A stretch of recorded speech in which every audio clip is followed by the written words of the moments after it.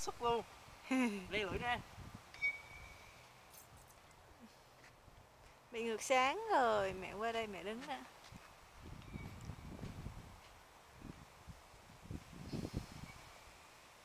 My ơi, nhìn mẹ nè. Tí tiều tiều tiều tiều, tí tiều tiều tiều tiều. Tí tiều tiều chơi bạo lực rồi kìa. 26 tháng ha. 26 tháng tuổi rồi. Con người ta lớn rồi mà.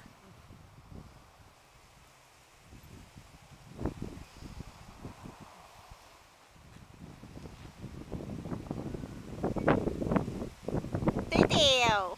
Meo meo.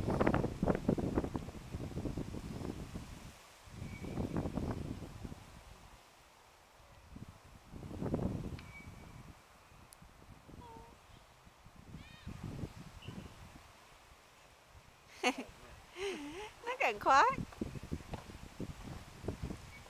Tí mèo. Con cặp bé bé.